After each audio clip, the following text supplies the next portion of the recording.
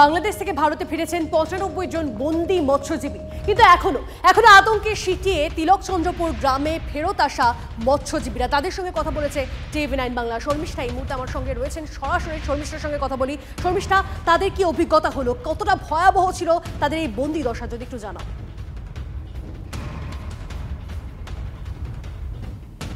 একদম তাদের অভিজ্ঞতার কথা শুনে আমার রীতিমতো মানে খুব খারাপ লাগছে, কারণ আমরা ওই ভাতের থালায় যে নোনা মাছ বা সামুদ্রিক মাছগুলো আয়েশ করে খাই না, যে মানুষগুলো জীবনের ঝুঁকি নিয়ে প্রত্যেকদিন সেই মাছগুলো আমাদের পাতে জোগাড় দেয়, তাদের জীবন কতটা ঝুঁকির তা আমি এই মুহূর্তে গুরুমণিদের বাড়িতে এসে বুঝলাম।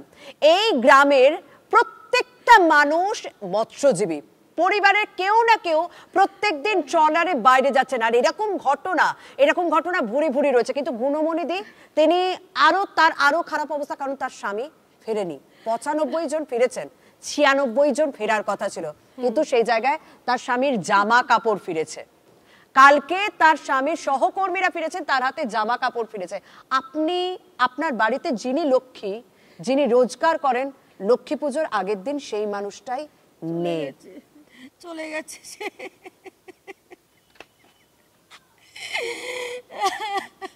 এরপর কিভাবে কাটবে?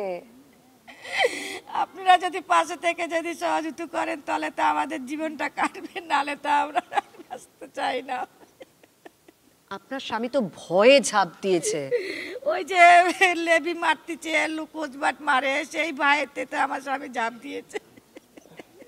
বাংলাদেশে কোচবাট ধরতেছে, লেবি ধরতেছে, সেখানেই তো মারধর করতেছে বলেই তো ঝাঁপ দিয়েছে। নাহলে যদি আজকে যদি কোচবাট লেবি যদি না ধরতো তাহলে তো আমার স্বামীটা তো ঝাঁপ দিত না, আমার স্বামী তো থাকতো জীবিত।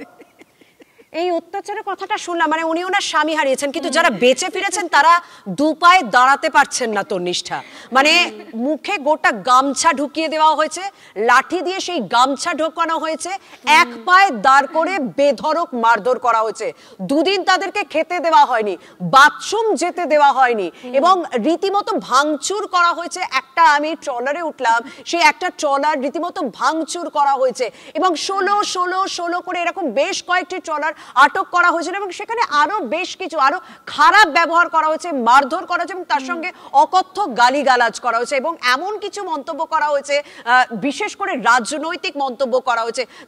তারা রীতিমতো ভয় রয়েছেন। কিন্তু এই গ্রামের আরো অনেকে রয়েছেন, এই ধরনের ঘটনা আপনাদের সঙ্গেও হয়েছে, মানে আগেও আপনার স্বামীকে মারধর করা হয়েছিল, এরকম বাংলাদেশের জলসীমায় ঢুকে গিয়েছিল, তখন কি ঘটনা ঘটেছিল?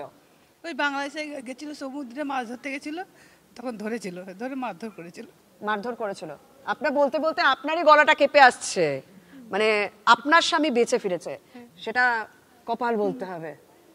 হ্যাঁ, আপনার বাড়ির লোকজনও তো যায়? আমার বাড়ির লোক যায় না, আমার বাড়ির লোক ডাঙায় কাজ করে। আপনার বাড়ির লোক ডাঙায় কাজ করে, সেটা কি কোথাও স্বস্তি? শর্মিষ্ঠা, কারোর স্বামী ফিরেছেন, কারোর স্বামী ফেরেননি, কিন্তু যারা ফিরেছেন তারা জানাচ্ছেন কিভাবে অকথ্য অত্যাচার করা হয়েছে সেখানে মৎস্যজীবীদের। তারা ফিরে এসছেন কেউ, কিন্তু একজন ফেরেননি। কিন্তু তাদের মুখে চোখে এখন অব্দি আতঙ্কের ছাপ, তাদের পরিবারের মুখে চোখে এখন অব্দি আতঙ্কের ছাপ। তাদের অভিজ্ঞতা শেয়ার করছিলেন, তারা তুলে ধরছিলেন। অনেক ধন্যবাদ শর্মিষ্ঠা তোমাকে।